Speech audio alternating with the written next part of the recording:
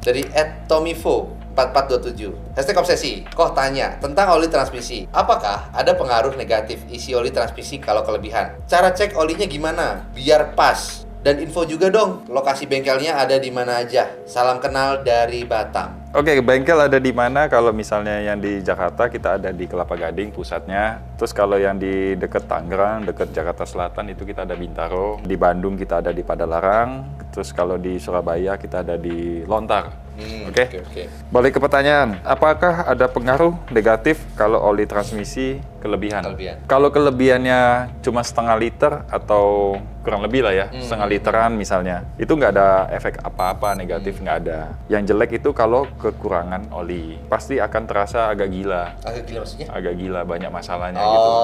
Matic yang tadinya normal karena ada bocor, jadi muncul banyak problem di situ. Tapi kalau kelebihan, misalnya ya cuma setengah literan gitu, itu nggak ada masalah. Kalau cek oli gimana biar pas? Kalau yang punya stick oli, kita bisa ceknya enak, cabut sticknya. Biasanya mesin pas posisi hidup, tuas transmisi di end. Cek stick oli, biasanya kan ada titik bawah, ada titik atas. Titik atas itu kan kalau dia hot, dia ada di titik atas. Kelebihan itu gimana? Kalau dia udah panas, tapi posisinya ada jauh di atas titik yang atas. Berarti itu kan kelebihan. Efek negatifnya apa kalau terlalu banyak? Kalau dia ada lubang hawa, dia bisa keluar dari lubang hawa. Oh, nyemprot itu ya? Bisa dia keluar. Nah, itu kalau kelebihan itu. Cuma efek negatifnya kalau kelebihan itu sebenarnya kalau masih kategorinya sedikit itu nggak ada masalah. Kalau lebihnya kebanyakan, dia pasti akan cari cara untuk keluar. Kalau yang ada stick, kalau yang nggak ada stick gimana? Kalau misalnya mau ngecek, itu biasanya di bak olinya itu ada baut pembuangan.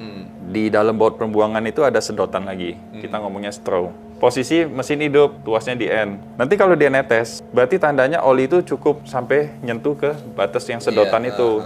Nah, kalau oli itu cukup, dia akan jatuh. Nggak terlalu deras, berarti tandanya cukup. Indikatornya di situ. Kalau misalnya posisi nyala, tuas di end, kita buka baut pembuangan, tapi oli nggak netes, itu tandanya nggak cukup, kurang. Oli itu nggak nyampe di atas sedotan, makanya dia nggak jatuh. Nah, ini butuh tambah. Nah, tapi setelah itu jangan lupa kencengin lagi baut pembuangan itu. Apa ya, secara teknis seperti itu, tapi kalau misalkan teman-teman pusing, Ko Freddy ngomong apa sih? Udah bawa aja ke sini lah.